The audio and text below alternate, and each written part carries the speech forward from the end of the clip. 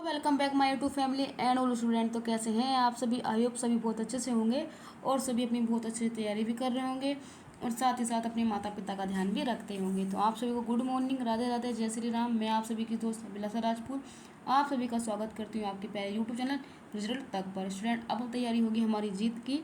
तो जैसा कि आप सभी को पता है, बच चुके हैं सुबह के 10, जिसमें हम आप सभी के साथ शामिल करते हैं एडिटोरिया का प्रैक्टिस सेट, जिसमें हम करते हैं आपसे साथ top 50 question all over GK GS को ही हम कवर करते हैं। तो आज जो हमारा टेस्ट नंबर है वो हमारा 18वें नंबर का टेस्ट पेपर है। यानी कहने का मतलब है कि हमने 17 टेस्ट पेपर कंप्लीट कर लिए हैं। आई होप आप सभी ने भी 17 के 17 टेस्ट पेपर कर लिए होंगे और आज आप 18 के टेस्ट पेपर के लिए बहुत ही जोरों शोरों से उत्सुक होंगे। और आप सभी क्या करते होंगे कि 1 से लेकर 50 तक की गिनती भी लिख लेते होंगे, क्योंकि बाद में मैं आपको आंसर की भी देती हूँ। तो आप आंसर की से अपने क्वेश्चन मैच कर लेते होंगे कि आप कितने क्वेश्चन एट टाइम कर पा रहे हैं। तो ये सभी चीज़ें आप सभी देख रहे होंगे। तो चलिए बिल्कुल भी क्लास को देर ना करते हुए अपने जीके जीएस के पोर्शन को और भी अच्छा करने के लिए और भी मजबूत करने के लिए, अपनी तैयारी को देखने के लिए ये टेस्ट सीरीज हमारे लिए काफ़ी अच्छी है। और इसमें मैं आपके साथ 100 टेस्ट पेपर शामिल करने वाली हूँ, जिसमें टॉप 50 हम क्वेश्चन शामिल करते हैं। अगर 50 से मल्टीप्लाई कर दें तो आपके पास 5000 प्लस क्वेश्चन इसमें पहुँच जाएंगे। तो चलिए स्टार्ट करते हैं आज का सेशन। तो देखते हैं पहला क्वेश्चन आप सभी की स्क्रीन पर क्या है। तो आप सभी की स्क्रीन पर पहला क्वेश्चन दिखाई दे रहा होगा। पहला क्वेश्चन है कि लाल मिट्टी की प्रकृति होती है किस प्रकार की? क्षारीय होती है, अम्लीय होती है, उदासीन होती है, या इनमें से कोई नहीं? तो आप मुझे इस क्वेश्चन का राइट आंसर करके बताएंगे कि लाल मिट्टी की प्रकृति कैसी होती है। तो आप बताएंगे जो लाल मिट्टी होती है उसकी प्रकृति कैसी होती है? अम्लीय मिट्टी होती है। तो ऑप्शन नंबर की भी राइट आंसर हो जाएगा। चलते हैं सेकंड क्वेश्चन की तरफ। डंकन पास निम्न में से किसके मध्य स्थित है? तमिलनाडु और श्रीलंका, दक्षिणी अंडमान और लघु अंडमान, छोटा अंडमान और कार निकोबार, ये लक्षद्वीप में मालाबार तट। तो डंकन पास किस किस के मध्य है? भैया आपको क्वेश्चन नंबर 2 का राइट आंसर बताना है।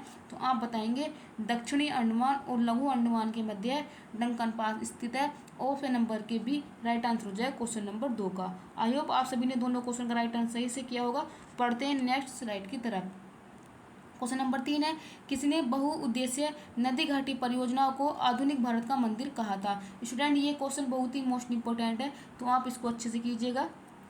ऑप्शन है जवाहरलाल नेहरू, राजीव गांधी, जगजीवन राम और मेधा पाटेकर। तो आप बताएंगे किसने नदी घाटी परियोजना जो होती थी उसको आधुनिक भारत का मंदिर कहा था? तो आप बताएंगे option number A, Jawaharlal Nehru के द्वारा ये स्टेटमेंट दिया गया था। Option number A right answer हो जाएगा।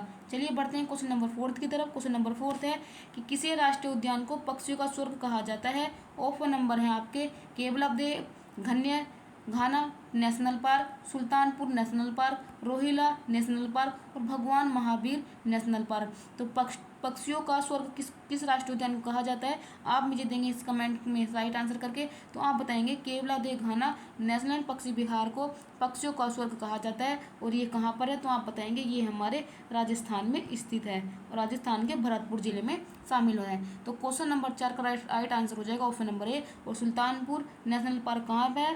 तो आप बताएंगे हरियाणा में। चलिए बढ़ते हैं नेक्स्ट स्लाइड पर। नेक्स्ट स्लाइड पर क्वेश्चन नंबर 5 आप सभी के सामने है कि त्रिशूल पर्वत शिखर किस भारतीय राज्य में स्थित है? तो आप बताएंगे हिमाचल प्रदेश में है, सिक्किम में है, उत्तराखंड में है, या इनमें से कोई नहीं? तो क्वेश्चन नंबर 5 का जो स्टूडेंट राइट आंसर हो जाएगा ये हो जाएगा उत्तराखंड में। उत्तराखंड में त्रिशूल शिखर स्थित है और ये आता है हमारे उत्तराखंड राज्य में, जिसको हम शॉर्ट फॉर्म में यूके भी बोल देते हैं। ये यूके हमारे भारत वाला है। तो क्वेश्चन का राइट आंसर हो जाएगा ऑप्शन नंबर के सी। उत्तराखंड की जो राजधानी है वो हो जाएगी देहरादून, लेकिन इसकी राजधानी होती है गैरसैंण भी होती है, ग्रीष्म की गर्मियों की राजधानी। तो ऑप्शन नंबर के सी राइट आंसर हो जाएगा। चलिए बढ़ते हैं क्वेश्चन नंबर 6 की तरफ। माही सुगंधा निम्न में से किस फसल की प्रजाति है? जौ की है, सरसों की है, धान की है, या गेहूं की है? तो क्वेश्चन नंबर 6 का जो राइट आंसर हो जाएगा माही सुगंधा जो है धान यानी कि पैडी की क्या है ये प्रजाति है। तो ऑप्शन नंबर के बी राइट आंसर हो जाएगा। और धान जो होती है ये जायद की फसल होती है, खरीफ की फसल होती है। अगर कभी आपसे पूछने लगा कि धान किसकी फसल है तो आप बताएंगे खरीफ की फसल है। और ये कब बोई जाती है आपको पता होगा, इस टाइम जो है जून के माह में इसकी पौध रोप दी जाएगी और ये जो है बरसात के टाइम में बोई जाती है, क्योंकि आपको पता होगा धान को पानी की अत्यधिक ज़रूरत होती है। इसीलिए इसको क्या है जनवरी, जून, जुलाई, अगस्त, सितंबर में लगाया जाता है। तो इसका टाइम पीरियड होता है। तो माही सुगंधा किसकी फसल हो जाएगी? धान की। चलिए बढ़ते हैं नेक्स्ट क्वेश्चन की तरफ। क्वेश्चन नंबर 7 आप सभी के सामने है कि बाजार का नियम निम्न में से किसने प्रस्तुत किया था? डी रिकॉर्ड्स ने, जे बी से ने, या एडम स्मिथ ने, या मोल्थस ने? तो आप बताएंगे बाजार का नियम किसने प्रस्तुत किया था या किसने दिया था? तो क्वेश्चन नंबर 7 का राइट आंसर हो जाएगा जे.सी. से के द्वारा बाजार का नियम प्रस्तुत किया गया था। और एडम स्मिथ आपको पता होगा, इनको क्या है, जो इकोनॉमिक्स के पितामह कहा जाते हैं। और माल्थस ने क्या है, जनसंख्या का सिद्धांत दिया था। तो ये हो गया हमारे क्वेश्चन का राइट आंसर, ऑप्शन नंबर के बी। आगे बढ़ते हैं क्वेश्चन नंबर 8 की तरफ। किस पंचवर्षीय योजना में भारी उद्योग को प्राथमिकता दी गई थी? पहली में, दूसरी में, तीसरी में, या चतुर्थी में? तो क्वेश्चन नंबर 8 का राइट आंसर हो जाएगा दूसरी पंचवर्षीय योजना के अंतर्गत भारी उद्योगों को प्राथमिकता दी गई थी। और दूसरी पंचवर्षीय योजना के दौरान आपको पता होगा 3 हमारे यहाँ पर उद्योग लगाए गए थे। मैं आपको बता देती हूँ ट्रिक से, आप इसको याद कर लेना। तो आप याद करेंगे बो, दुर्गा, भी, राउकेला। आप इसको ऐसे याद करेंगे, ठीक है स्टूडेंट? आप इसको इस प्रकार से याद कर लेंगे, बो, दुर्गा, भी, राउकेला। देखिए दुर्गापुर, भिलाई और राउकेला ये तीनों जो हैं ये दूसरी पंचवर्षीय योजना के दौरान स्थापित किए गए थे। लेकिन बोकारो जो स्टील प्लांट था इसको हमने तीसरी पंचवर्षीय योजना के दौरान इसको लगाया था। दुर्गापुर आपको वेस्ट बंगाल में मिलेगा, भिलाई आपको उड़ीसा में मिलेगा, और भिलाई आपको मिलेगा छत्तीसगढ़ में, और राउरकेला मिलेगा उड़ीसा में। तो 3 पता चल गया। बोकारो मिलेगा आपको झारखंड में। तो इस प्रकार से आप याद कर सकते हैं बो, दुर्गा, भी, राउरकेला। और इसको याद करेंगे रू जर्मन। तो आप इनको याद कर सकते हैं कि किस किस देश की इसकी सहायता से हमने इसको स्थापित किया था। रूस से हो जाएगा रूस, यानी कि बोकारो को रूस की सहायता से, दुर्गापुर को ब्रिटेन की, बे फॉर ब्रिटेन। फिर आ जाएगा भिलाई, तो रूस हो जाएगा फिर से रूस, यानी कि भिलाई को सोवियत संघ, उस टाइम पे सोवियत संघ बोलते थे, और राउरकेला को जर्मनी। तो इस प्रकार से आप सारे का सारा ये कौन से किस राज्य में है, कि कौन कौन से प्लांट लगाए गए थे और किस देश की सहायता से लगाए गए थे, तो ये आप सभी को मैंने बता दिए किस प्रकार से आपको याद करना है। आप एक पेपर पे मेरी बातों को समझ के इसको डिज़ाइन कर लीजिएगा। आई होप आप सभी को ये सब कुछ समझ में आया होगा। बढ़ते हैं अपनी नेक्स्ट स्लाइड पर। क्वेश्चन नंबर 9 है कि प्राथमिक सर्वप्रथम किस देश में मूल्य वर्धित कर वैट को लागू किया गया था? भारत में, रूस में, स्पेन में, फ्रांस में? तो वैट कहाँ पर लागू किया गया था? क्वेश्चन नंबर 9 का राइट आंसर हो जाएगा फ्रांस में। इसको बोलते हैं वैल्यू एडिटिंग टैक्स बोल देते हैं। सबसे पहले ये फ्रांस में लागू किया गया था। ऑप्शन नंबर के डी राइट आंसर हो जाएगा। और वैट की जगह वर्तमान में क्या चल रहा है? जीएसटी चल रही है, ठीक है स्टूडेंट? चलिए आगे बढ़ते हैं। क्वेश्चन नंबर 10 है कि भारत एकमात्र सेंचुरी कौन सी है जहां कश्मीरी महामृग पाए जाते हैं? दाचिग्राम, गिर, काजीरंगा और हेमिस? तो आप बताएंगे एकमात्र सेंचुरी जो कश्मीरी महामृग पाए जाते हैं। तो आप इसका जवाब देंगे मुझे दाचिग्राम वन्यजीव अभ्यारण्य इसको बोलते हैं। और यहाँ पर हंगुल मृग पाया जाता है, इसको कस्तूरी मृग भी बोल देते हैं। Option number A right answer हो जाएगा। हेमिस लद्दाख में है, गिर गुजरात में है, और काजीरंगा आपके असम में है। चलिए बढ़ते हैं नेक्स्ट स्लाइड पर। क्वेश्चन नंबर 11 आप सभी को दिखाई दे रहा होगा कि जीव मंडल सुरक्षित क्षेत्र का उद्देश्य क्या है? ऑप्शन नंबर ए है कृषि उत्पादों पर उपयोग और विकास। ऑप्शन नंबर बी है वन्य उत्पादों पर उपयोग और विकास। ऑप्शन नंबर सी है वन्य भूमि के वनस्पति एवं प्राणियों का परीक्षण, या उपयुक्त सभी। तो वन्य जीव मंडल सुरक्षित क्षेत्र का उद्देश्य क्या है? तो क्वेश्चन नंबर 11 का आप जवाब देंगे ये सभी इंपॉर्टेंट होते हैं। तो जीव मंडल में ये सारी की सारी चीज़ें आती हैं। तो ऑप्शन नंबर के डी राइट आंसर हो जाएगा। चलिए बढ़ते हैं क्वेश्चन नंबर 12 की तरफ। बायो डाइवर्सिटी शब्द का उपयोग सर्वप्रथम किसने किया था? जी रोसेन ने, जोसेफ फॉरियर ने, टांसले ने, या जे बोरे ने? तो आप बताएंगे क्वेश्चन नंबर 12 का स्टूडेंट जो राइट आंसर हो जाएगा जी रोसेन के द्वारा बायोडाइवर्सिटी जो शब्द था उसका उपयोग किया गया था। और पारिस्थितिक तंत्र का आप बताएंगे जी टांसले के द्वारा किया गया था। तो क्वेश्चन नंबर 12 का जो राइट आंसर हो जाएगा स्टूडेंट हो जाएगा ऑप्शन नंबर के ए। ये हमारे क्वेश्चन का राइट आंसर है। चलिए बढ़ते हैं नेक्स्ट स्लाइड पर। क्वेश्चन नंबर 13 आप सभी को दिखाई दे रहा होगा। क्वेश्चन को रीड कीजिएगा और केयरफुली पढ़ना है, और भी केयरफुली आपको इसका आंसर भी देना है। निम्नलिखित में से कौन सा बल सदैव आकर्षित होता है? चुंबकीय बल, पेशीय बल, विद्युत बल और गुरुत्वाकर्षण बल? तो कौन सा ऐसा बल होता है जो ऑलवेज क्या है?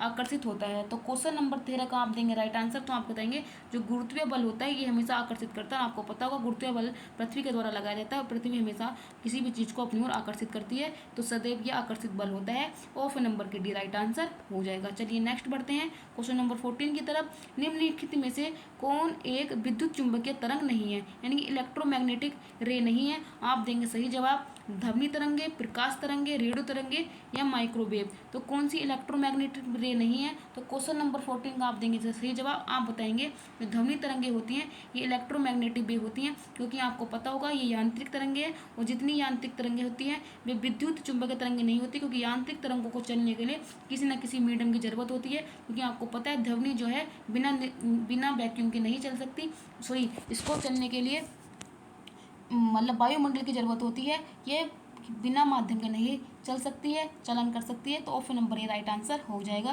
तो ये क्वेश्चन आपके लिए बहुत ही इंपॉर्टेंट था, और फिजिक्स में काफ़ी इंपॉर्टेंट क्वेश्चन होता है, और ये क्वेश्चन बार बार पूछे जाने के चांसेस भी होते हैं। चलिए बढ़ते हैं नेक्स्ट स्लाइड पर। क्वेश्चन नंबर 15 आप सभी के सामने आ गया है कि सूक्ष्म क्षेत्र का धनोड, जिसे एनोड बोल देते हैं, किसका बना होता है। आप बताएंगे कार्बन का, आप बताएंगे तांबा का, जस्ता का, या लेड पर ऑक्साइड का। तो जो सूक्ष्म सेल होते हैं, सूक्ष्म क्षेत्र, उसमें जो एनोड होता है वो किसका बना हुआ होता है। तो क्वेश्चन नंबर 15 का जो आप मुझे राइट आंसर देंगे, आप बताएंगे ये जो कार्बन का बना हुआ था। स्टूडेंट अगर आपने एक सेल देखा होगा तो सेल में कुछ इस प्रकार का सेल होता है, एक तरफ उसमें प्लस और एक तरफ उसमें माइनस लिखा हुआ होता है। अगर आप इसको गलत क्रम में लगा देते हैं घड़ी में सेल को, जो सूक्ष्म सेल होते हैं इनको द्वितीयक सेल भी बोलते हैं, क्योंकि आपको पता होगा इनको हम चार्ज भी कर सकते हैं। क्योंकि जो घड़ी में आप सेल देखते होंगे, अगर आपने कुछ मशीन ऐसे होते हैं जो सेल चार्ज हो जाते हैं, लेकिन ये इनचार्जेबल होते हैं, इनको हम चार्ज नहीं करते, यूज किया और उनको फेंक दिया। तो क्या होता है इसमें जो प्लस होता है, प्लस को हम एनोड बोलते हैं, और जो उसका माइनस होता है उसको हम कैथोड बोलते हैं। तो हम बताएंगे जो उसका जो प्लस वाला साइन होता है, जिसका एनोड होता है, वो कार्बन का बना हुआ होता है। सॉरी, जो कार्बन होता है ना वो उसके माइनस वाले पार्ट को बोलते हैं एनोड, और कैथोड बोलते हैं इसके प्लस वाले सिंबल को।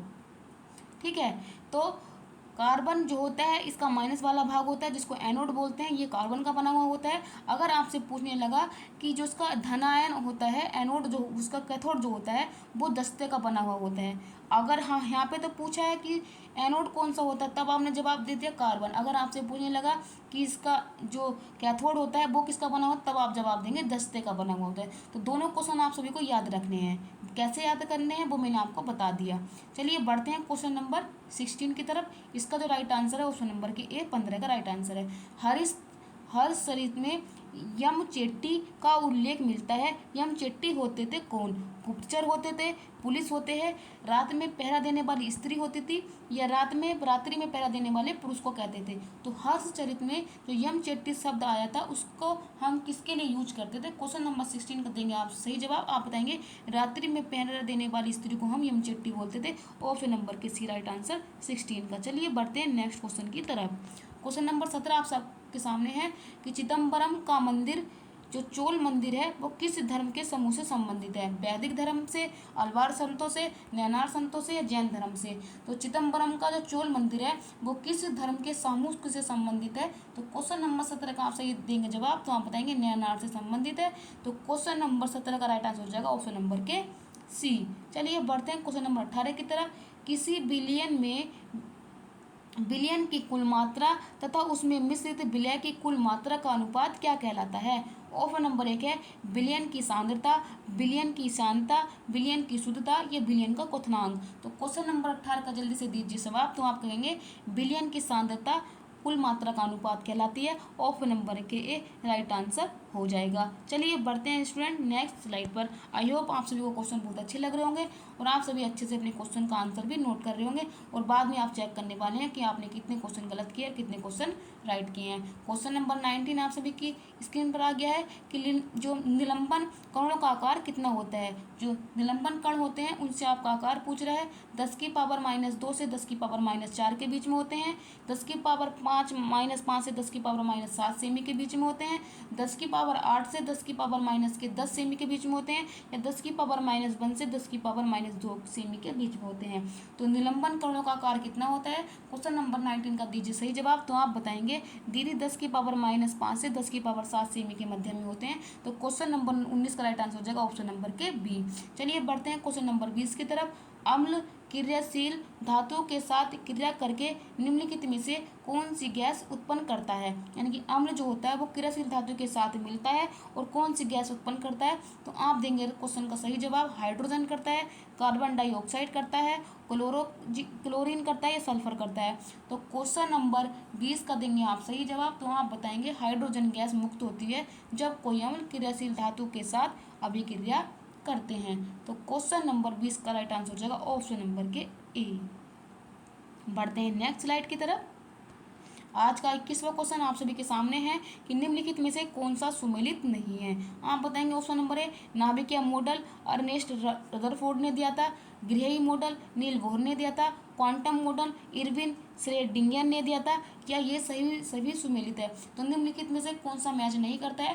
क्वेश्चन नंबर 21 का देंगे आप सही जवाब। तो आप बताएंगे ये सारे के सारे राइट मैच हैं। ऑप्शन नंबर डी हमारे क्वेश्चन का राइट आंसर हो जाएगा स्टूडेंट।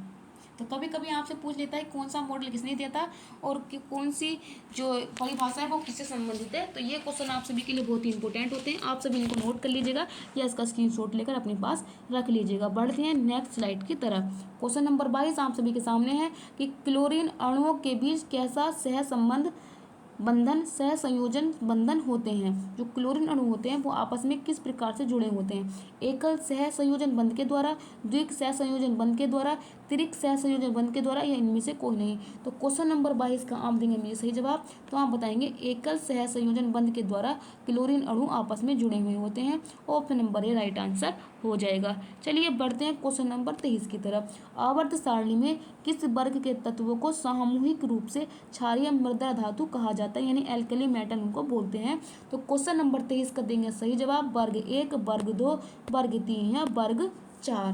तो स्टूडेंट क्वेश्चन नंबर 23 का जो सही जवाब हो जाएगा एल्कली मेटल किसके कहते हैं। तो आप बताएंगे वर्ग 2 को एल्कली मेटल कहते हैं, यानी क्षारीय मृदा धातु बोलते हैं। ऑप्शन नंबर के बी हमारे क्वेश्चन का राइट आंसर हो जाएगा। और ये क्षारीय मृदा धातु कौन से ब्लॉक में आती है तब बताएंगे दीदी ये एस ब्लॉक के अंतर्गत आती हैं। Option number B question number 23 का राइट आंसर। चलिए बढ़ते हैं नेक्स्ट क्वेश्चन की तरफ। क्वेश्चन नंबर 24 है कि लूनर कास्टिक निम्न में से किसे कहते हैं। कि लूनर कास्टिक किसको कहा जाता है, कॉस्टिक किसको कहा जाता है।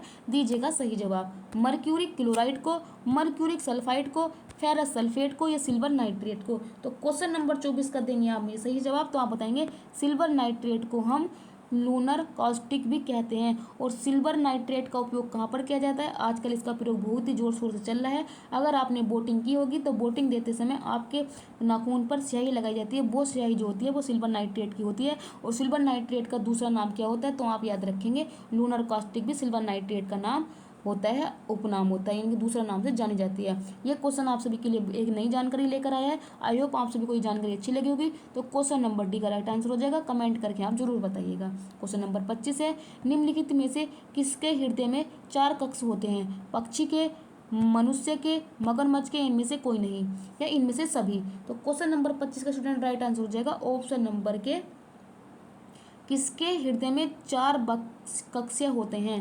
क्वेश्चन नंबर 25 का आपको मुझे सही जवाब देना है। तो आप बताएंगे इनमें से सभी। क्वेश्चन नंबर 25 का जो स्टूडेंट राइट आंसर होगा क्वेश्चन नंबर के सभी, क्योंकि पक्षी के में भी 4 होते हैं, मनुष्य के में 4 होते हैं और मगरमच्छ के भी 4 होते हैं। तो ऑप्शन नंबर के डी राइट आंसर हो जाएगा। 25 का जो हमारा जवाब है ऑप्शन नंबर के ए, ये हमारे क्वेश्चन का राइट आंसर है। चलिए बढ़ते हैं नेक्स्ट क्वेश्चन की तरफ। क्वेश्चन नंबर 26 है कि निम्नलिखित में से कौन सुमेलित नहीं है। अमाशय अम्ल का निर्मोचन करता है, बड़ी आंत जल का अवशोषण करती है, छोटी आंत पचे हुए भोजन का रुधिर वाहिकाओं का अवशोषण, या ऑप्शन नंबर डी दिया है यकृत शरीर की सबसे बड़ी मिक्स ग्लैंड है। तो क्वेश्चन नंबर 26 में कौन सा सुमेलित नहीं है आप देंगे इसका राइट जवाब। तो आप बताएंगे यकृत क्या है, सबसे बड़ी मिक्स ग्लैंड नहीं है। सबसे बड़ी ग्रंथि तो है लेकिन मिश्रित नहीं है। ऑप्शन नंबर के डी हमारे क्वेश्चन का राइट आंसर हो जाएगा। सबसे बड़ी मिक्स ग्लैंड होती है मानव शरीर में थायराइड। तो डी यकृत क्या है, सबसे बड़ी ग्रंथि है ओनली, ना कि मिश्रित है। ऑप्शन नंबर डी हमारे क्वेश्चन का राइट आंसर है। क्या आंसर हो सकता है वो भी मैंने आपको बता दिया, क्यों गलत है वो भी मैंने आपको बता दिया। चलिए क्वेश्चन नंबर 27 पढ़ते हैं कि मानव शरीर में परिसंचरण तंत्र के किस भाग में ऑक्सीजन रहित जल का रक्त का प्रभाव होता है। फुफ्फुस, शिराओं में, बाएं आलिंद में, महाशिरा में या महाधमनी में। तो जब मानव शरीर में जो ब्लड सर्कुलेट होता है, तो जो ब्लड सर्कुलेट का जो परिसंचरण तंत्र होता है, तो ऐसा कौन सा भाग होता है जहाँ ऑक्सीजन रहित रक्त का प्रवाह होता है। तो क्वेश्चन नंबर 27 में बताएंगे जो महाशिरा होती है इसमें क्या है, अशुद्ध रक्त होता है। अशुद्ध रक्त का मतलब जिसमें ऑक्सीजन मिक्स नहीं होती है। तो क्वेश्चन नंबर 27 का राइट आंसर हो जाएगा ऑप्शन नंबर के सी। चलिए बढ़ते हैं नेक्स्ट क्वेश्चन की तरफ। क्वेश्चन नंबर 28 आप सभी के सामने है कि बाष्पोत्सर्जन के लिए पौधे की निम्नलिखित रचनाओं में कौन सा जिम्मेदार है। जाइलम है, मूल है, छाल है या स्टोमेटा है। तो बाष्पोत्सर्जन जो पौधे में क्रिया होती है वो क्रिया किसके द्वारा होती है। तो क्वेश्चन नंबर 28 का देंगे आप सही जवाब। तो आप बताएंगे स्टोमेटा के द्वारा होती है, जिसको हम रंध्र भी बोल देते हैं। आपको पता होगा जब ये पत्ती बनी हुई होती है तो इस पत्ती में क्या है, छोटे छोटे छिद्र होते हैं जिसके द्वारा क्या है, बाष्पोत्सर्जन की क्रिया होती है। तो ऑप्शन नंबर के सी राइट आंसर। इसको स्टोमेटा बोलते हैं, हिंदी में इसको रंध्र भी बोल देते हैं। चलिए बढ़ते हैं क्वेश्चन नंबर नेक्स्ट की तरफ। क्वेश्चन नंबर 29 है कि निम्नलिखित में से कौन सा जीव परागकरणकारी होता है। यानी कि ऐसा कौन सा जीव होता है जिसके द्वारा क्या है, एक दूसरे में पौधों में परागण होता है। चमगादड़ के द्वारा, मधुमक्खी के द्वारा, पक्षी के द्वारा। तो क्वेश्चन नंबर 29 का राइट आंसर हो जाएगा ये सभी के द्वारा क्या है, पौधे में परागण होता है। तो आप बताएंगे क्वेश्चन का राइट आंसर हो जाएगा ऑप्शन नंबर के डी। चलिए बढ़ते हैं नेक्स्ट स्लाइड की तरफ। क्वेश्चन नंबर 30 है कि खानवा का युद्ध अकबर और किस शासक के बीच में हुआ था। अफगान शासक, मेदिनी रॉय, राणा सांगा या इब्राहिम लोदी। तो खानवा का युद्ध किस के बीच में हुआ था, आप बताएंगे। क्वेश्चन नंबर 30 का जो राइट आंसर है राणा सांगा के मध्य में हुआ था। और खानवा के युद्ध में ही इसने जिहाद का नारा दिया था और खानवा के युद्ध में ही इसने गाजी की उपाधि धारण की थी। तो ऑप्शन नंबर के सी राइट आंसर हो जाएगा। चलिए बढ़ते हैं क्वेश्चन नंबर 31 की तरफ। दक्षिण भारत में वैष्णव संतों द्वारा स्थापित द्वैतवाद किस संत से संबंधित है। रामार्जुन से, माधवाचार्य से, विष्णु स्वामी से या निम्बकाचार्य से। तो जो दक्षिण भारत में वैष्णव संत थे उनके द्वारा जो स्थापित द्वैतवाद था वो किस संत से संबंधित है। तो क्वेश्चन नंबर 31 का आंसर हो जाएगा निम्बकाचार्य के द्वारा स्थापित किया गया था। क्वेश्चन नंबर 31 का राइट आंसर हो जाएगा निम्बकाचार्य। तो अगर आपसे पूछेगा वैष्णव संत कौन से थे तो आप बताएंगे निम्बकाचार्य कौन से थे, वैष्णव संत थे। नेक्स्ट बढ़ेंगे। क्वेश्चन नंबर 32 आपको दिया है कि सल्तनत काल में दिल्ली कृषि विभाग से संबंधित था का। यानी कि सल्तनत विभाग में जो भी एक विभाग खोला गया था उसका संबंधित किससे था, कृषि विभाग से था। तो दीवाने अर्ज, दीवाने कोही, दीवाने खैरात और दीवाने बंदगान। स्टूडेंट अगर आपने पिछली क्लास एडुटेरा की देखी होगी तो वहाँ पर मैंने पीड़ित विभाग और किस किस विभाग को किस किस सुल्तान के द्वारा खोला गया था वो भी मैंने आपको बताया था। अगर आपने वहाँ पढ़ा होगा तो आप इसका आंसर अच्छे से कर सकते हैं। तो क्वेश्चन नंबर 32 का राइट आंसर हो जाएगा दीवाने को ही जो था ये कृषि विभाग था। और ये किसने बनवाया था, तो आप बताएंगे ये बनवाया था मोहम्मद बिन तुगलक ने। चलिए बढ़ते हैं क्वेश्चन नंबर 33 की तरफ। द्वितीय जैन संगति कहाँ पर हुई थी, बल्लभी में हुई थी, पाटलिपुत्र में हुई थी, वैशाली में हुई थी, राजगिरा में हुई थी। तो स्टूडेंट आपको पता होगा दो मुख्य जैन संगति हुई थी, तो दूसरी कहाँ पर हुई थी, तो आप इसका सही जवाब देंगे। क्वेश्चन नंबर 33 का राइट आंसर हो जाएगा बल्लभी गुजरात में द्वितीय जैन संगति हुई थी। और पहली जैन संगति पाटलिपुत्र में हुई थी चंद्रगुप्त मौर्य के समय। और दूसरे का राइट आंसर 33 का राइट आंसर हो जाएगा ऑप्शन नंबर के ए। दो ही जैन संगति हुई थी, वो संगति 4 हुई थी, जैन संगति 2 हुई थी। चलिए बढ़ते हैं नेक्स्ट क्वेश्चन की तरफ। क्वेश्चन नंबर 34 आप सबको दिखाई दे रहा है कि प्रसिद्ध अरबी लेखक अल बरूनी किसके साथ भारत आया था। चंद्रगुप्त द्वितीय के यानी कि किसके साथ भारत में आया था, हर्षवर्धन के, मोहम्मद गजनबी के द्वारा या चंद्रगुप्त मौर्य के द्वारा। तो आपको पता होगा प्रसिद्ध जो अरबी लेखक अल बरूनी था जिसने किताबुल हिंद पुस्तक लिखी थी, यह मोहम्मद गजनबी के द्वारा आया था और 12वीं शताब्दी में भारत में इसने प्रवेश किया था। तो क्वेश्चन नंबर 34 का राइट आंसर हो जाएगा ऑप्शन नंबर के सी। बढ़ते हैं क्वेश्चन नंबर 35 की तरफ। सामवेद का ब्राह्मण ग्रंथ निम्न में से कौन सा है, पंचविश है, गोपद है, ऐत्र है या कौशिकी है। तो आप बताएंगे सामवेद का जो ब्राह्मण ग्रंथ है, आप बताएंगे क्वेश्चन नंबर 35 का राइट आंसर हो जाएगा पंचविश किसका है, सामवेद का। गोपद हो जाएगा अर्थवेद का और ऐतरण्य और कौशिकी हो जाएंगे ऋग्वेद के। तो क्वेश्चन नंबर 35 का जो राइट आंसर है ऑप्शन नंबर के ए हमारे क्वेश्चन का राइट आंसर हो जाएगा। चलिए बढ़ते हैं नेक्स्ट क्वेश्चन की तरफ। क्वेश्चन नंबर आपको 36 दिया है कि गांव में आयोजित भारतीय राष्ट्रीय कांग्रेस के प्रथम अधिवेशन की अध्यक्षता किसने की थी। जवाहरलाल नेहरू ने, महात्मा गांधी ने, सरदार वल्लभ भाई पटेल ने, से सुभाष चंद्र बोस ने। तो क्वेश्चन नंबर 36 का जो राइट आंसर हो जाएगा जवाहरलाल नेहरू के द्वारा सबसे पहले गांव में आज आयोजित राष्ट्रीय कांग्रेस के प्रथम अधिवेशन की अध्यक्षता की गई थी? Question number A right answer. आगे बढ़ेंगे, क्वेश्चन नंबर 37 है कि भारत का पहला समाचार पत्र क्या था? इंडियन गजट, बॉम्बे हेराल्ड, सोम प्रकाश या बंगाल गजट? तो भारत का पहला समाचार पत्र कौन सा था? तो क्वेश्चन नंबर 37 का राइट आंसर हो जाएगा बंगाल गजट। और ये निकाला गया था 1780 में। और किसके द्वारा निकाला गया था? जेम्स अगस्टस हिक्की के द्वारा। तो ऑप्शन नंबर डी हमारे क्वेश्चन का राइट आंसर हो जाएगा। चलिए अब बढ़ते हैं नेक्स्ट क्वेश्चन की तरफ। क्वेश्चन नंबर 38 आप सभी को आपकी स्क्रीन पर दिखाई दे रहा होगा, अच्छे से पढ़िएगा और इसका संभल कर आंसर कीजिएगा कि भारत में नागरिक सेवा का जनक किसे माना जाता है? लॉर्ड रिपन को, लॉर्ड कर्जन को, लॉर्ड कॉर्नवालिस को या लॉर्ड डलहौजी को? लॉर्ड कोई भी नहीं लगाएगा, मैंने बोल दिया, लेकिन आपको नहीं लगाना है। आपको सिर्फ रिपन बा बोलना है, कर्जन बा बोलना है, लॉर्ड कॉर्नवालिस बोलना है, वेलेजली बोलना है। तो क्वेश्चन नंबर 38 का राइट आंसर हो जाएगा लॉर्ड कॉर्नवालिस को भारत में नागरिक सेवा का जनक कहा जाता है। और इसकी कॉर्नवालिस की कब्र कहाँ है? तो आप बताएंगे गाजीपुर में। गाजीपुर कहाँ पड़ता है? आप बताएंगे यूपी के गाजीपुर में क्या है? इसकी कब्र है। बढ़ते हैं क्वेश्चन नंबर 39 की तरफ। एक सूची 1 को सूची 2 से करना है सही सुमेलित।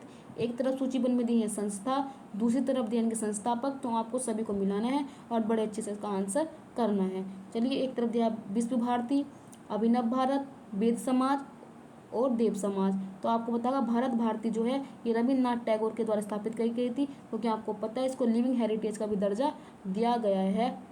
तो क्वेश्चन नंबर जो पहली का है, पहली का हो जाएगा तीसरी से मिलान, तो एक का हो जाएगा 3। अभिनव भारत को किया था बी डी सावरकर के द्वारा, तो आप बताएंगे एक उसका हो जाएगा 1, इसको हम अभिनव भारत या मित्र मेला भी बोल देते हैं। फिर आता है हमारे पास वेद समाज, तो वेद समाज को आप बताएंगे इसका किया था किसने? केशव चंद्र सेन ने। और अगला आता है देव समाज, तो आप बताएंगे पंडित शिव नारायण अग्निहोत्री। तो आप इसका मैच कर लीजिएगा, सी का हो जाएगा 4 और डी का हो जाएगा 2। तो कहने का मतलब है 31-24 कहाँ पर दिया है? आप देख लीजिएगा 31-24 कहाँ पर दिया है? 31-42 कहाँ पर दिया है? 31 और 42, तो ये दिया है हमको ऑप्शन नंबर डी में। तो ऑप्शन नंबर डी हमारे क्वेश्चन का स्टूडेंट राइट आंसर हो जाएगा। किस किस का मिलान किस किस से, वो मैंने आपको करके बता दिया, आप भी इसको करके देखिएगा।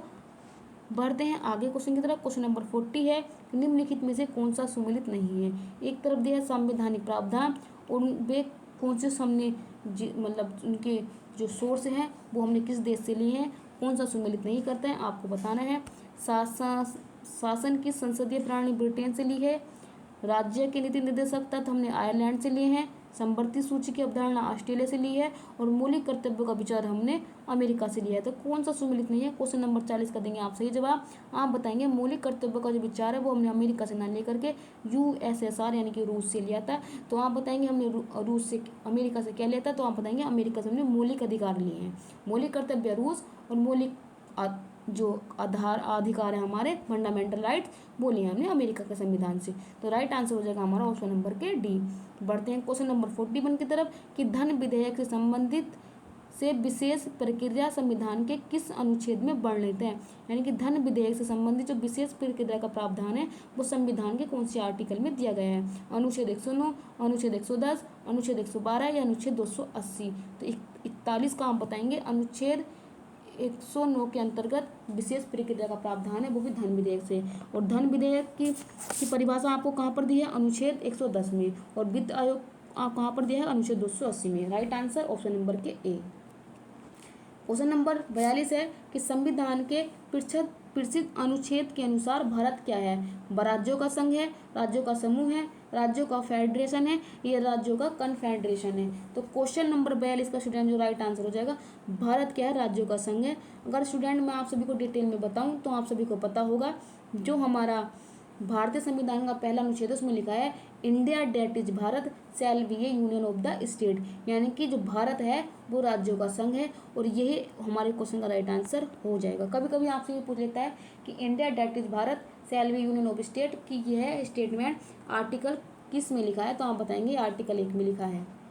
तो आपको हर प्रकार से तैयार रहना है। बढ़ते हैं क्वेश्चन नंबर 43 की तरफ। धर्म आदि के आधार पर विभेद या प्रतिषेध का मूल अधिकार है, निम्न में से किसमें अधीन वर्गीकृत किया गया है?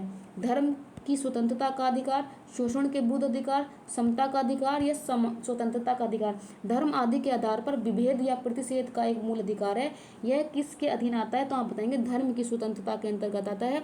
और धर्म की स्वतंत्रता के जो आर्टिकल है 25 से लेकर 28 तक वर्णित है, 25 से लेकर 27 तक वर्णित है, 25 से लेकर 28 तक वर्णित, 25 से लेकर 28 तक ये 3 आर्टिकल जो आते हैं ये हमारे धर्म की स्वतंत्रता के अधिकार के अंतर्गत वर्णित है। तो क्वेश्चन नंबर 43 का जो राइट आंसर हो जाएगा ऑप्शन नंबर के ए। क्वेश्चन नंबर 44 है कि निम्नलिखित में से कौन सा कथन असत्य है? राष्ट्रपति के लिए प्रत्याशी की उम्र कम से कम 35 वर्ष की होनी चाहिए, यानी कि जो राष्ट्रपति बनना चाहता है उसकी उम्र कम से कम 35 वर्ष होनी चाहिए, हाईएस्ट चाहे कितनी भी हो, मिनिमम 35 वर्ष, हाईएस्ट कितनी भी। आगे question number B, option number B दिया है उपराष्ट्रपति राज्यसभा का सभापति होता है। ऑप्शन नंबर सी है उपराष्ट्रपति का चुनाव भारत का राष्ट्रपति करता है, या ऑप्शन नंबर डी है भारत के चौथे राष्ट्रपति बीबी गिरी थे। तो कौन सा कथन असत्य है वही आपको बताना है। तो आप बताएंगे क्वेश्चन नंबर 44 का राइट आंसर हो जाएगा ऑप्शन नंबर सी, जो भारत के जो उपराष्ट्रपति होते हैं उसका चुनाव भारत का राष्ट्रपति नहीं करते हैं, जो उपराष्ट्रपति होते हैं उनका भी क्या चुनाव होता है। तो ऑप्शन नंबर के सी राइट आंसर हो जाएगा। चलिए बढ़ते हैं अपने नेक्स्ट क्वेश्चन की तरफ। तो क्वेश्चन नंबर 45 है कि निम्नलिखित में से कौन सी समिति पंचायती राज संस्थान से संबंधित नहीं है? ऑप्शन है JBK राव समिति, PNBN राव समिति, ML सिंघवी समिति, अशोक मेहता समिति। तो कौन सी समिति का संबंध पंचायती राज संस्थान से नहीं है? तो क्वेश्चन नंबर 45 का राइट आंसर हो जाएगा PBN राव समिति। और JBK समिति का संबंध होता है बलवंत राय मेहता समिति। तो आपको तो पता है इसका संबंधित है। MLB सिंघवी समिति का भी संबंध इससे ही है, क्योंकि 1986 में इन्होंने क्या है इसको संवैधानिक आधार दिलवाया था। और अशोक मेहता समिति ने 2 प्रकार की पंचायती राज व्यवस्था की संकल्पना दी थी। तो ऑप्शन नंबर के बी हमारे क्वेश्चन का राइट आंसर हो जाएगा। क्वेश्चन नंबर 46 है कि निम्नलिखित में से किस संविधान संशोधन द्वारा दिल्ली के राष्ट्रीय राजधानी का दर्जा दिया गया था? 61वां संविधान संशोधन, 69वां संविधान संशोधन, 93वां संविधान संशोधन या 52वां संविधान संशोधन। तो क्वेश्चन नंबर 46 का जो राइट आंसर हो जाएगा 69वां संविधान संशोधन के द्वारा दिल्ली को NCR यानी कि राष्ट्रीय राजधानी क्षेत्र का दर्जा दिया गया था। स्टूडेंट आप सभी को अगर मैं एक इन्फॉर्मेशन दे दूँ जो आपके लिए बहुत इंपॉर्टेंट है, अगर आपको भारत के प्रमुख संविधान संशोधन करने हो तो आपके लिए मैंने एक संविधान संशोधन से लेकर नवीनतम संविधान संशोधन 106 तक पूरी संपूर्ण फुल डिटेल क्लास बनाई हुई है। बहुत सारे बच्चों ने उसको अपना प्यार भी दिया है, सपोर्ट भी किया है। अगर आप अभी को अपना वो कंटेंट वो क्लास रिवाइज करनी हो तो प्लीज़ चैनल पर जाकर उसको देख लीजिएगा। मैं आपको विश्वास दिलाती हूँ कि एक भी क्वेश्चन आपका आउट ऑफ सिलेबस नहीं जाएगा। चलिए बढ़ते हैं नेक्स्ट क्वेश्चन की तरफ। क्वेश्चन नंबर 47 है कि बोहरा समिति का संबंध निम्न में से किससे है? पुलिस सुधार से है, वित्त सुधार से है, राज्यपालों की नियुक्ति से है, क्या राजनेताओं तथा अपराधियों की साठगांठ से है? जो बोहरा समिति है उसका संबंध किससे है? तो क्वेश्चन नंबर 47 का देंगे आप सही जवाब। तो आप बताएंगे जो राजनेताओं तथा अपराधियों की साठगांठ होती है उससे 47वें सवाल का संबंध हो जाएगा बोहरा समिति का। ऑप्शन नंबर के डी राइट आंसर। आगे बढ़ते हैं क्वेश्चन नंबर 48। राज्य में एक ही राज्य में बहने वाली भारत की सबसे बड़ी नदी कौन सी है? यानी कि वो एक ही राज्य में बहती है और भारत की सबसे बड़ी नदी है। गंगा है, यमुना है, गोमती है, लूनी है। इस सवाल का जवाब आपको दिया था मैंने कल या परसों के एडिटोरियल के टेस्ट पेपर में। अगर आपने वो टेस्ट पेपर बहुत ध्यानपूर्वक पढ़ा होगा तो आप इसका आंसर यहाँ से बनाकर ले जाएंगे। तो आप बताएंगे जो लूनी नदी होती है ये सिर्फ राजस्थान में ही बहती है और राजस्थान में विलुप्त हो जाती है। गंगा तो आपको पता 5 राज्यों में बहती है, यमुना भी और गोमती भी। तो क्वेश्चन का राइट आंसर जो ऑप्शन नंबर के सी। चलिए बढ़ते हैं नेक्स्ट क्वेश्चन की तरफ। आज के हमारे लास्ट क्वेश्चन आप सभी को दिखाई दे रहे हैं, अच्छे से इसका आंसर करना है। अगर इन 2 क्वेश्चन के बाद मैंने कुछ आपके लिए और भी कंटेंट रखा है, अगर आपको कंटेंट पढ़ना है तो आप रुकिएगा, वरना जिन बच्चों को जाना है वो अपना सवाल के आंसर देख के जा सकते हैं। क्वेश्चन नंबर 49 है कि विश्व कप फुटबॉल के प्रथम विजेता देश कौन सा था? यानी कि फुटबॉल का जो वो हुआ था कब हुआ था, उसमें प्रथम विजेता देश कौन सा था आपको बताना है। इटली था, अर्जेंटीना था, उरुग्वे था, क्या चेकोस्लोवाकिया था। तो आप बताएंगे क्वेश्चन नंबर 49 का आंसर आप बताएंगे उरुग्वे था। और 1930 में पहला विश्व कप हुआ था फुटबॉल का, और उरुग्वे क्या जीत गया था। तो ऑप्शन नंबर के सी राइट आंसर हो जाएगा। क्वेश्चन नंबर 50 जो आज का लास्ट क्वेश्चन है, निम्नलिखित में से कौन सा ग्रंथ यवनों का आक्रमण भारत पर आक्रमण के विषय में बताता है, कि भारत पर यवनों का आक्रमण हुआ था वो किस ग्रंथ के द्वारा हमको पता चलता है। दक्ष कुमार चरितम के द्वारा, विक्रम देवचरित के द्वारा, गार्गी संहिता के द्वारा, या अष्टाध्यायी के द्वारा। तो आप बताएंगे क्वेश्चन नंबर 50 का जो राइट आंसर हो जाएगा ऑप्शन नंबर के सी, गार्गी संहिता गार्गी के द्वारा लिखी गई है। तो ऑप्शन नंबर सी हमारे क्वेश्चन का राइट आंसर हो जाएगा। तो स्टूडेंट ये थे हमारे टॉप 50 क्वेश्चन। आपने टॉप 50 क्वेश्चन में से कितना किया वो आपको बाद में पता चलेगा, क्योंकि मैं भी आपको वो स्क्रीन दिखाने वाली हूँ जिसमें मैंने टॉप 50 क्वेश्चन का शॉर्ट लगाया है पीपीटी में। तो आप वहाँ पर देख लीजिएगा। वैसे आपने कितने क्वेश्चन किए, कितने सवाल सही किए, वो आप मुझे कमेंट करके जरूर बताएंगे। छोटा सा कंटेंट मैंने आपके लिए रखा है, सोचा क्यों ना आपका रिवाइज भी करा दूँ। तो आपको पता होगा मुगल वंश के संस्थापक बाबर थे। इसने बादशाह की उपाधि भी धारण की थी, इसने गाजी की उपाधि भी धारण की थी। और मैंने आपको बताया था खानवा के युद्ध में, पीछे क्वेश्चन आया था, इसने जिहाद का नारा लगाया था। और इसी खानवा के युद्ध में इसने क्या है गाजी की उपाधि धारण की थी। और खानवा का युद्ध ने राणा सांगा के मध्य लड़ा था, जो है जीत गया था। इसने भारत पर 5 बार आक्रमण किया है, आपको ये भी पता होगा। प्रथम आक्रमण पानीपत का क्या था, इसने यहाँ पर पहले ही तोप खाने का प्रयोग किया था। आप ये भी याद रखेंगे कि पहली बार तोपों का प्रयोग कौन से युद्ध में हुआ था, तो पानीपत के प्रथम युद्ध 1526 में हुआ था। आपको ये भी पता होगा कि भारत ने अपनी आत्मकथा बाबरनामा जो तुर्की भाषा में लिखी थी, इसका फारसी में अनुवाद अब्दुल रहीम खान खाना में किया था। कल मैंने आपको विजयनगर साम्राज्य से कुछ पॉइंट बताए थे। आपको बताया था कि जो बाबर ने अपनी आत्मकथा बाबरनामा तुर्की में लिखी है, इसने अपने दक्षिणतम भारत का जो राजा थे कृष्णदेव राय, उनको सबसे प्रतापी और सबसे शक्तिशाली राजा भी बताया था, और इसने अपनी आत्मकथा में जिक्र किया था। कल ही मैंने पॉइंट आपसे डिस्कस भी किया था। चलिए बढ़ते हैं, जो मैंने और भी टॉपिक रखा है आपके लिए। तो इसके द्वारा 5 युद्ध लड़े गए थे, लेकिन 4 युद्ध में विजय हो गया था, और 5वें युद्ध में ये भारत में आ गया था। तो पहला जो युद्ध लड़ा था वो लड़ा था पानीपत का प्रथम युद्ध लड़ा था इसने। और ये युद्ध जो चला था 21 अप्रैल 1526 में चला था। इसने इब्राहिम लोदी व बाबर के मध्य में हुआ था, और इसमें बाबर विजयी हुआ था। और इब्राहिम लोदी जो था वो दिल्ली सल्तनत का पहला ऐसा शासक था जो युद्ध भूमि में मरने वाला पहला शासक था। अगला जो दूसरा युद्ध किया था इसने खानवा का युद्ध, वो 17 मार्च 1527 में राणा सांगा व बाबर के मध्य में हुआ था, इसमें भी बाबर की विजय हुई थी। तीसरा युद्ध लड़ता है ये चंदेरी का युद्ध 29 जनवरी 1528 में मेदिनी राय और बाबर के मध्य हुआ था, और इसमें भी बाबर की विजय हुई थी। चौथा युद्ध लड़ता है घग्गर का युद्ध, जो 6 मई 1529 में लड़ता है, अफगानों व बाबर के मध्य में होता है, इसमें भी बाबर की विजय होती है। और 1530 में क्या है इसकी मृत्यु हो जाती है। तो बाबर के द्वारा 5 युद्ध लड़े गए थे, और इसके 5 ही युद्धों में इसकी विजय हुई थी, और 15 से 30 में मर गया था। आप कहेंगे कि हम इसको कैसे याद रखेंगे, बहुत ही फेमस ट्रिक है, पान खा चांदनी के घर, या पान खा चांदनी के घर, पान खाया चांदनी घर, घर गए और मर गए। तो आप इसको ऐसे भी याद कर सकते हैं। तो पान खाकर चांदनी के घर मर गए, आप इसको ऐसे याद कर लीजिएगा। आई होप आप सभी को याद हो जाएंगे। और ये क्वेश्चन बहुत ही ज़्यादा पूछा जाता है। तो ये कुछ डिटेल थी जो मैंने आपके साथ शेयर की। कुछ डिटेल और है वो भी आप पढ़ लीजिएगा, क्योंकि जितना आप पढ़ लेंगे, जितना आप रिवाइज कर लेंगे क्लास में, वही आपके लिए अच्छा होगा। क्योंकि घर जाकर तो कोई पढ़ता नहीं है, क्योंकि मैं भी नहीं पढ़ती, आप भी नहीं पढ़ते होंगे। क्वेश्चन नंबर आगे के जो कुछ पॉइंट है कि बाबर का जो उत्तराधिकारी था वो हुमायूं था, और बाबर के 4 पुत्र थे। तो इन्होंने क्या कहता अपना अपना थोड़ा थोड़ा राज्य बांट देता, लेकिन जो उसका पुत्र जो मतलब सत्ता में बैठा था वो हुमायूं ही था। इसने क्या है 1533 में दीन पन्हा नगर की स्थापना की थी। यह जो ज्योतिष में विश्वास भी करता था। आपको पता होगा हुमायूं 7 दिन में 7 प्रकार के वस्त्र पहनता था, 7 ही कलर के वस्त्र पहनता था। ये ज्योतिष में बहुत ज़्यादा से विश्वास करता था। आगे चलते हैं। 25 जून 1539 में ईस्वी में शेर खां व हुमायूं के बीच चौसा का युद्ध लड़ा गया था, जिसमें शेर खां की क्या है विजय हुई थी। अगला चलते हैं। 17 मई 1540 में शेर खां और हुमायूं के बीच फिर से युद्ध हुआ था, जिसको बिलग्राम या कन्नौज का युद्ध बोलते हैं। और इस युद्ध में भी क्या है हुमायूं की हार हुई थी और शेर खां की विजय हुई थी। इसके बाद क्या है हुमायूं भारत छोड़कर चला जाता है, आपको पता होगा। फिर उसके बाद क्या अफगान शासक आता है दिल्ली के अंदर।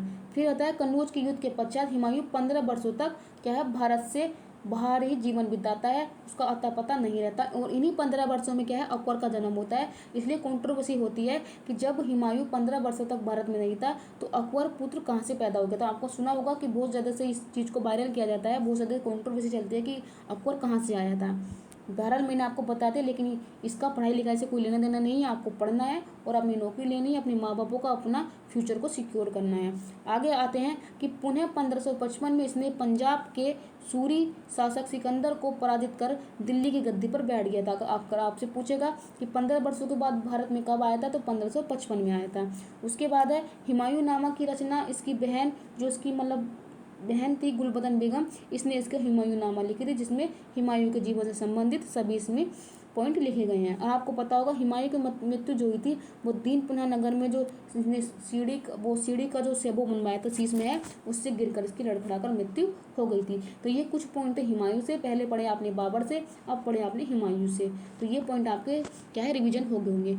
आपको पता होगा हुमायूं ने क्या है, 4 युद्ध लड़े थे। देवरा का युद्ध, चौसा का युद्ध, सरहिंदी का युद्ध और बिलग्राम का युद्ध। तो देवरा का युद्ध इनने लड़ा था 1531 में, सरहिंदी का युद्ध लड़ा था 1555 में, जिसके द्वारा क्या इसने सत्ता प्राप्त कर ली थी। और 2 युद्ध तो आपको पता चल गया, चौसा का युद्ध 1539 और कन्नौज या बिलग्राम का युद्ध 1540। तो आप याद रखेंगे दे चौके हुमायूं सर। उस प्रकार से आप चारों के चारों युद्ध को क्रम से याद कर सकते हैं। और किसके द्वारा हुए थे, हुमायूं के द्वारा। मैंने भी इस तरीके से याद रखे, आप भी इसको याद कर लीजिएगा। आगे आते हैं हुमायूं से थोड़ी कुछ शेर शाह सूरी से भी संबंधित हम कुछ जानकारी देख लेते हैं। शेर शाह सूरी को शेर खां की उपाधि किसने दी थी, बहार कहाँ लोहानी ने दी थी। कहा जाता है कि इसके बचपन का नाम जो था वो था, सॉरी मुझे दिमाग से स्लिप हो गया। तो ये क्या है, उनके साथ क्या है, ये पहले शिकार खेलने जाते थे। तो उसने क्या था, एक ही भाले में क्या है, शेर का शिकार कर लिया था। तो इसलिए हाँ, फरीद इसके बचपन का नाम था। और ये गया था शेर खान लोहानी के साथ शिकार पर। इसने क्या है, एक ही बार में शेर का शिकार कर लिया था, तब से इसका नाम शेर खां पड़ गया था। और शेर शाह ने जो कृषि में क्या है, भूमि में कबूलियत में पट्टा प्रथा की शुरुआत की थी। आगे आते हैं, शेर शाह सूरी 1541 में पाटनी पुत्र को पुनः पटना के नाम से स्थापित करते हैं। और इसने किला एक कुन्हा नामक मस्जिद की स्थापना भी की थी। और आपको पता होगा शाहजहाँ का जो मकबरा है, वो शेर शाह सूरी का मकबरा, वो बिहार के सासाराम में भी स्थित है। और ये अफगानी शासक था। इसने अपनी पढ़ाई जौनपुर के जो आपको विद्यालय था उस वहाँ पर इसने पढ़ी थी, जिसको उत्तर प्रदेश का सिराज हिंद कहा जाता है। तो ये कुछ मेरी जानकारी थी जो आप सभी के लिए रिविजन के लिए रख दी। आप सभी को अच्छा लगा होगा। और ये रही आप टॉप 50 की आंसर की सीट। आप इसको यहाँ से चेक कर लीजिए कौन कौन से क्वेश्चन आपने सही किए, कौन कौन से क्वेश्चन गलत किए। आपको यहाँ से इसका आंसर मिल जाएगा। चलिए अब ये होगी हमारा आज का टेस्ट पेपर। आप सभी को जानकारी और क्वेश्चन भी आपको अच्छे लगे होंगे। मैंने आपको अपना बहुत ही बेस्ट देने की कोशिश की है। दिन पर दिन मैं आपको और भी बेस्ट देने की कोशिश करूँगी।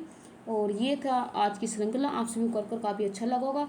और मैं आप सभी की दोस्त अभिलाषा राजपूत आप सभी का थैंक यू करती हूँ कि आपने रिजल्ट तक परिवार पर जुड़कर अपना प्यार, अपना सपोर्ट यूँ ही बनाया। आगे भी आप इसको ऐसे ही बनाए रखेंगे और ये कारवा हमारा आगे तक चलता रहेगा। आपकी तैयारी जीत की होती रहेगी। मेरा उद्देश्य सिर्फ आप चाहे कंटेंट कहीं से भी पढ़िए, लेकिन आपको क्वेश्चन क्यूज जो है यहाँ पर डेली कराई जाएगी, वो चाहे किसी भी एग्जाम की हो। अभी हम जो जीके जीएस पर फोकस कर रहे हैं और यूपी पुलिस के एग्जाम पर फोकस कर रहे हैं। यूपी पुलिस का हमारा टेस्ट पेपर शाम को 6 बजे घटना चक्र की टोसरी चलती है। अगर आप यूपी पुलिस का सपना देख रहे हैं तो वहाँ पर भी आप आकर अपने आप को टेस्ट कर सकते हैं। तो चलिए मैं आप सबको विदा लेती हूँ। Thank you so much. मिलते हैं आपसे अगली सेशन में इसी जोश और इसी जुनून के साथ। Thank you so much.